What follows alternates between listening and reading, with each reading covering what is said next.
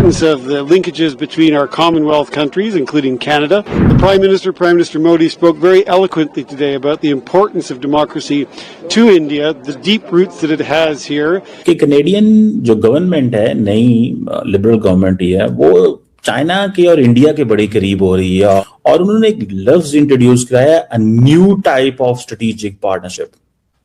A new type of strategic partnership का उन्होंने लफ्ज जो है वो इंट्रोड्यूस कराया है। बड़ी बात जो मार्क कार्नी ने बोली है वो ये बोली है कि देखो यार, ऐसा नहीं है कि ऑप्शंस नहीं है, ऐसा नहीं है कि ऑप्शंस नहीं है।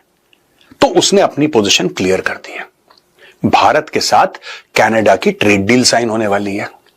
अच्छा, जब भी ऐसी खबरें आती हैं तो खालिस्तानियों के दिल में सांप लौटता है, क्योंकि इनकी जो पूरी पॉलिटिकल फ्रेमिंग है वो एंटी इंडिया है। कनाडा मेजर मेल्टडाउन हैपनिंग, वहां पर हमारे इंडियन एम्बेसडर ने बोला, वहां पर एक मीडिया इंटरव्यू में बोला कि साहब how do we trust Canada. कहता जी how do we trust India, क्योंकि आप तो यार यहां पर आके बंदों को मारते हो। पूछा भाई किसने बोला ये चीज? कहता हमारे फॉरेन प्रीवियस प्राइम मिनिस्टर ने बोला। तो बोला भाई साहब, previous prime minister plus this prime minister पूछ के थक गए भैया, कुछ एविडेंस तो दिखा दो। अच्छा, मजे की बात यह है कि ये वही कनाडा है जिसके फॉर्मर प्राइम मिनिस्टर जो हैं जस्टिन ट्रूडो, उनको उनके इंडिया के साथ ताल्लुकात भी खराब हो गए थे अपने आखिरी दिनों में, और चाइना के साथ ताल्लुकात भी जो है वो उनके खराब हो गए थे। और ये नहीं चाहते, किसी भी सूरत में नहीं चाहते कि कनाडा और भारत के रिश्ते ठीक हों, ऐसा करके कि कोई कैनेडियन पॉलिटिशियन इस चीज को पार्लियामेंट में उठाए और रिश्ते खराब हो। ये कुछ भी कर सकते हैं, किसी भी लेवल पे गिर सकते हैं, और ये खालिस्तानियों का एक रिकॉर्ड रहा है। ये किसी भी लेवल पे झूठ बोलना, एक दूसरे को मारना। जय हिंद दोस्तों, स्वागत है आपका आपके चैनल जय भारत में। दोस्तों, हाल ही में एक न्यूज़ बहुत ही ज़्यादा वायरल चल रही है पाकिस्तानी मीडिया व इंडियन मीडिया पर। बताया जा रहा है कि जो कनाडा है, कनाडा और भारत के जो रिश्ते हैं वो कहीं ना कहीं पिछले कई सालों से वीक थे, परंतु इस बार कनाडा में जो इलेक्शन हुआ और नए प्रधानमंत्री जी बने हुए हैं, उन्होंने भारत के साथ समझौता किया है और कहा है कि इस बार हम भारत के साथ अच्छे से संबंध बनाकर चलेंगे और अपनी इकोनॉमी को भी ऊपर ले जाने का प्रयास करेंगे। भारत ने इसका पूर्ण रूप से समर्थन किया और माननीय नरेंद्र मोदी जी ने वहाँ के प्राइम मिनिस्टर जी को तहे दिल से धन्यवाद देते हुए कहा कि अब भारत और कनाडा एक साथ मिलकर युद्ध नीति, रणनीति तथा काफ़ी सारी ट्रेडों को लेकर वार्तालाप करेंगे तथा समझौता करेंगे, जिससे कनाडा और भारत के रिश्ते जो हैं और ज़्यादा घनिष्ठ होंगे। इंडिया फैक्टर को इग्नोर करने की गलती दोहराना नहीं चाहता, और क्यों उनके लिए भारत के साथ जुड़ना अब उनकी टॉप प्रायोरिटी बन चुका है। मजे की बात यह है कि ये वही कनाडा है जिसके फॉर्मर प्राइम मिनिस्टर जो हैं जस्टिन ट्रूडो, उनको उनके इंडिया के साथ ताल्लुकात भी खराब हो गए थे अपने आखिरी दिनों में, और चाइना के साथ ताल्लुकात भी जो है वो उनके खराब हो गए थे। तो वो एक बड़ा उस वक्त सिचुएशन ऐसी पैदा हो गई कि उन्होंने उस वक्त जब इंडिया के अंदर ट्रांसनेशनल रिप्रेशन वाला वाकया हुआ, तो उन्होंने इंडिया के बारे में कह दिया जी कि ये तो हमारे मुल्क के अंदर इंटरफेरेंस कर रहे हैं, यहाँ पे इनकी गवर्नमेंट के लोग इन्वॉल्व हैं, और हालात ये खराब हो गए कि मोदी साहब जो है और उनकी गवर्नमेंट ने एक टफ लाइन ले ली। ठीक है, अब सुनने में आया कि मोदी साहब भी कनाडा जा रहे हैं किसी वक्त, और दूसरी बात यह है कि बल्कि गए हुए थे और उन्होंने कहा कि जी हम G20 जो है उसमें मोदी साहब को, G7 में मोदी साहब को बुलाया गया। क्यों बुलाया गया? बिकॉज वो कहते हैं कि मोदी को अगर नहीं बुलाएंगे, अगर मोदी को नहीं बुलाएंगे भैया, ठीक है, तो निजाम कैसे चलेगा? इतनी बड़ी मार्केट है। ये मार्क कार्ने के लफ्ज हैं। ये मार्क कार्ने ने कहा कि अगर हम मोदी को नहीं बुलाएंगे तो भाई हम किधर जाएंगे? ये हमारे लिए एक चैलेंज ये है। वो this is what they said in fact, you know, this is, अगर तो आप हमें डरा रहे हो चाइना से, तो भाई ना डराओ, उसकी वजह ये है, और हमारे ऊपर टैरिफ लगा रहे हो, हमें मजीद चाइना के करीब कर रहे हो। तो ये फैक्टर्स हैं, you know, these are very serious factors by the way, one can not ignore these things. और जो ट्रंप एडमिनिस्ट्रेशन है वो टाइट कर रही है सबको, वो नहीं देखती G20 के दोस्तों को, G7 के दोस्तों को, अब इसलिए इंडिया को।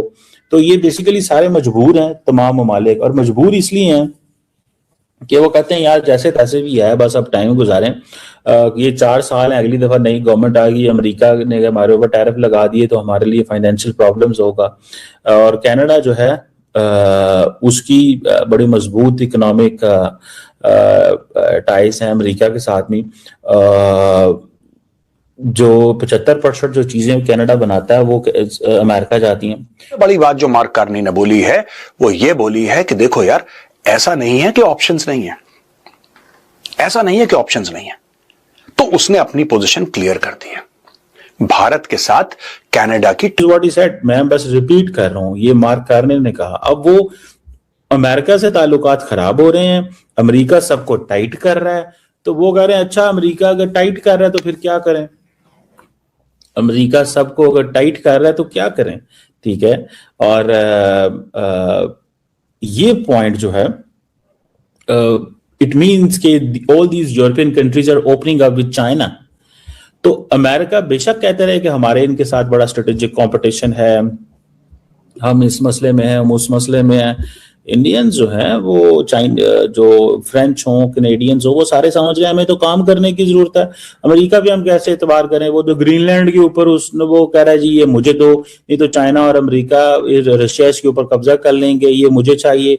मैं उसको देख रहा था, वो क्या नाम है, जो ग्रीनलैंड के फॉरेन मिनिस्टर, वो कह रहे थे पिछले 12 साल से कभी कोई कनाडा की जो गवर्नमेंट लीडरशिप है, चाइनीज कोई शिप जो है, मिलिट्री शिप हमारे पास नहीं आया। तो ये किन बुनियादों पे कह रहे हैं?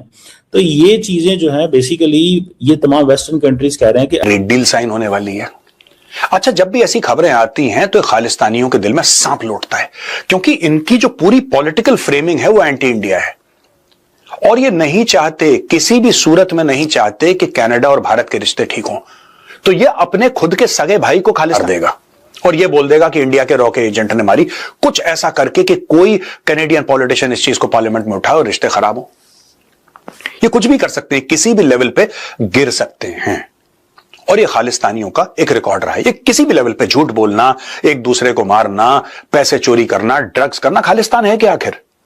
What is Khalistan? Khalistan is a screen saver दोस्तों, ये स्क्रीन सेवर है, ये कुछ नहीं, एक स्क्रीन सेवर है।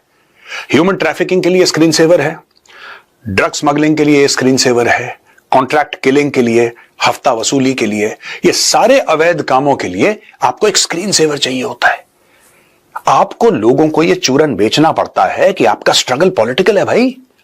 जब आप अपने स्ट्रगल को पॉलिटिकल टर्म्स में फ्रेम करेंगे तब जाके आप बोलेंगे कि यार देखो, हमें तो अपने स्ट्रगल के लिए पैसे चाहिए, इसीलिए हम ये सब गलत काम करते हैं। अगर उन्होंने मान लिया कि गलत काम करते हैं तो लोग कहते हैं चलो अच्छा ठीक है, ये काम गलत तो है, लेकिन यार ये फ्रीडम के लिए लड़ रहे हैं ना, after all they are freedom fighters. ये खालिस्तानियों ने चूरन बेच रखा, अब ये चूरन बिक नहीं रहा। मैं आपको जल्दी से 2 खबरें बताता हूं, very interesting. Canada and India have agreed to restart stalled talks for new trade deal. अब इनका यह कहना है कि $70 बिलियन, आज की ट्रेड तकरीबन 30 से लेकर 35 अरब डॉलर की है, 70 अरब डॉलर तक इस ट्रेड को ले जाना है 2030 तक। यह बात हुई है प्रधानमंत्री मोदी की और प्रधानमंत्री मार्क कार्नी की, दोनों ने शेक हैंड कर लिया। अब टीम्स आएंगी, बातचीत करेंगी। दूसरी बड़ी बात, Ottawa close to uranium deal with India worth $2.8 billion. Canada and India are close to finalizing an export agreement in a deal valued at about $2.8 billion, or the deal for Canada to ship uranium to India would run for 10 years if finalized. तो अब India Canada के लिए एक बहुत बड़ा market बन गया। $2.8 अरब का यूरेनियम भारत कनाडा से खरीदेगा। दोस्तों बात आई होप आपने वीडियो में एंजॉय किया होगा। तो ऐसे वीडियो देखने के लिए सब्सक्राइब कीजिए जय भारत चैनल को। हमारे चैनल पे आपको Pakistani reactions, Pakistani girls reactions, Pakistani media reactions, Pakistani funny reactions, Pakistani cricket update, Pakistani राष्ट्रीय अपडेट व पाकिस्तान की छोटी बड़ी न्यूज़ हमेशा मिलती रहेगी। तो मिलते हैं नेक्स्ट वीडियो में, जब तक के लिए जय हिंद, जय भारत।